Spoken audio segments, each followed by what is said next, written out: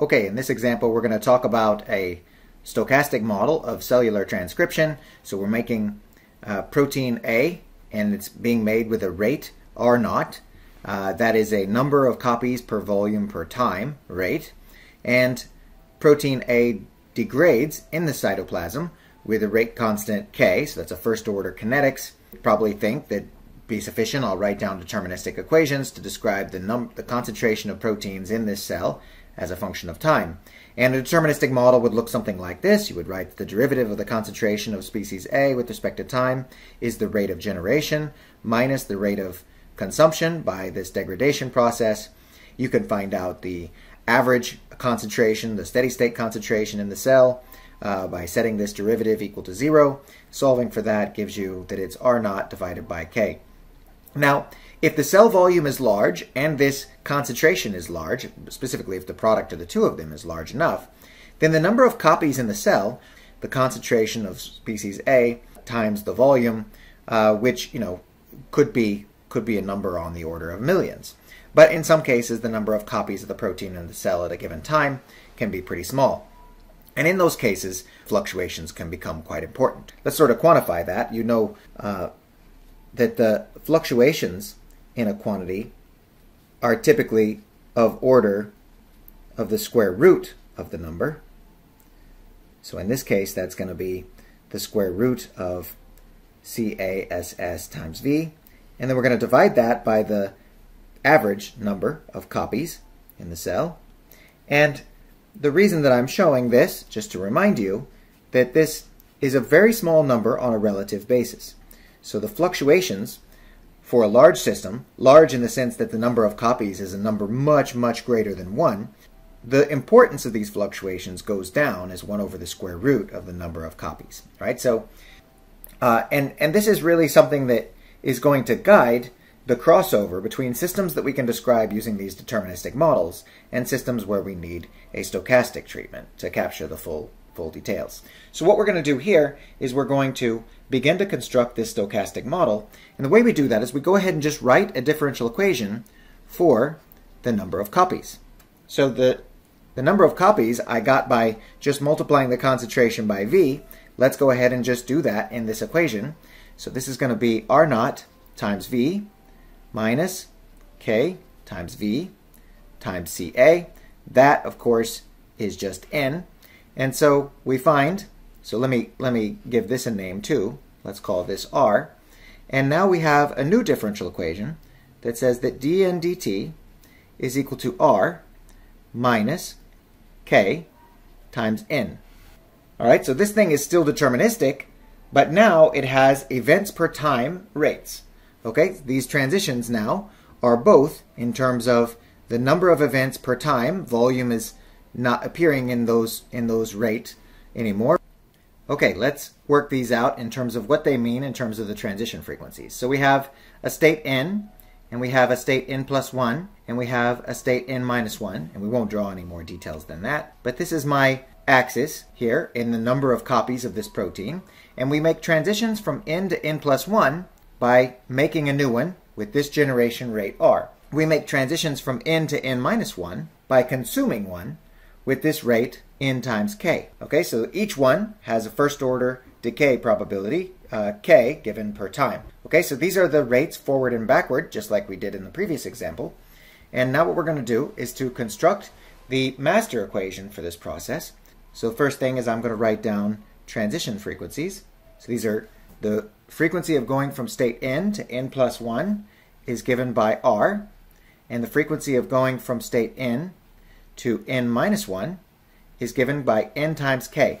Okay, so now we have coefficients that are no longer constants, right? So the coefficient in the frequency now depends on the state that I'm in. And that's a little bit different from the last example that we examined. All right, so if I wanted to build my matrix for the master equation, remember we're going from state 0 copies, 1 copies, 2 copies, 3 copies, on out across the top. These are the states that I'm going from. And then there are also states that I'm going to that decide which row I'm in. We have a rate of going from state 0 to state 1 that's going to be R. So the very first thing, we can only make a protein. We don't have any rate of going from 0 to -1. Okay, so right here we have negative r for the loss of probability of state 0 going to state 1. All the rest of these, and there's an infinite series of them now, I could in principle pack a whole bunch of proteins into this cell, and that means that that one is going to be r, right? So if I have zeros all the way down, remember that the diagonal element is always the opposite of the sum of the rest. From state 1, I could go back to 0, and I would do that by multiplying 1 by k. Okay, so that would be minus k. I can also go from state 1 to state 2 by making another protein. And so that would be a minus r, a loss from state 1. Diagonal element is going to be r plus k, and we have no more transitions from state 1. Okay, so over here in state 2, I cannot jump from state 2 back to 0. I have to make and delete proteins one at a time. In state 2, I can jump back to 1, and I would do that by taking 2 times k, because I have 2 proteins now that can degrade this way. So I'm going to get a minus 2k, and I'm going to get a minus r for the rate of going from 2 to 3 by making one more protein, and then I get r plus 2k for my diagonal entry.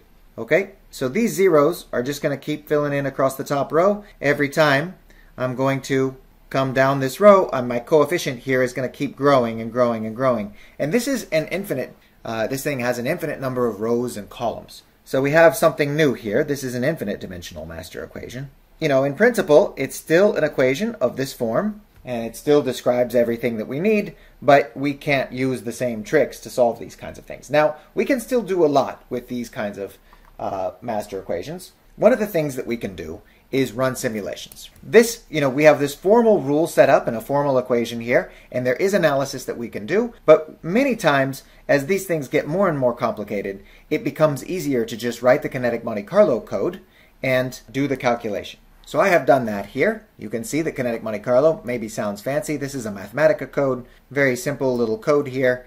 The basic idea is that you declare that you have an initial time and an initial condition, and this is a non-dimensionalized version of these equations. In the kinetic Monte Carlo code, we are actually doing the calculation this way. Hopefully helpful. I realize now that setting things on top of my other documents does not allow you to see them. Okay, we have tau, dimensionless time, is the real time multiplied by r, and now the equation that we're starting from is really the stochastic version of this deterministic equation, with this dimensionless parameter, kappa, is k divided by r. All right, so let me show you now the Mathematica file that implements this. I won't walk you through the details because we haven't done kinetic Monte Carlo yet. So you generate 2 random numbers. One tells you whether you are going to make a new protein or delete one of the ones that you have. And the other random number tells you how long it will be before this random event happens. And then you can keep track of this. You could keep track of how much time you spent in different states. For example, this is keeping track of a histogram of the number of time elapsed in the state with n copies of my protein. I can also just plot the trajectory, and you see lots of little discrete dots, right? So this is a very coarse view of things. But let me do it instead for 100. We'll quit this and run it again and get a new picture. Okay, now you see that the deterministic solution looks about like this, comes up here and plateaus at about 10 for the condition, for the parameters that I used. But the deterministic case is always sort of fluctuating around that. And that's the importance of fluctuations. When the average is 10, the typical fluctuations are going to be of the size of the square root of 10, and that's reasonably large compared to 10. Okay, I've gone back now and I've run this again to a longer time. For any of you who wanted to see it, here's the code. I've run it now for a long time and kept track of this histogram of which state I'm in and how long did I spend there. If you look at the histogram of those results, you'll notice that this looks eerily like a Poisson distribution. And it's not normalized, but this, if you normalized it, would come out to be a Poisson distribution. And that's something that you can read about in a separate derivation. For example, it's in my book in the chapter on stochastic processes. What I'm going to talk about now is to go back and think about what happens in these early stages after you hit go. Okay, so here I'll wind it all the way down to 10 and keep track of what happens. Let's quit and run this again. So if I run this again now, you see that I started out with 0 copies and it's gradually rising up, and we know that this will get to around 10 or so and fluctuate around there for all of eternity. But how fast does it rise up from the bottom? Okay, so what do I mean by that? I mean that if I prepare trajectories, initial conditions at 0, so this is 0 copies of my protein at time 0, so this is the n-axis here, and I know that they're going to some average value n, like this. So this is an average value of n over all time, but I can also think about an average value of n if I follow these trajectories. They do something like this. Okay, so that's one. And another one might do this. That's another one. Another one might do this, lag behind for a while, and then catch up. Okay, and that one looks like that. All right. The point is, if I average all these trajectories at every point in time, if I average what is the average value of n, I get a curve that runs through them, something like this. So this would be the average of n at time t, and of course, to really specify this, I have to say what was the value of n that I started from. I'm going to have an initial condition for this curve as well.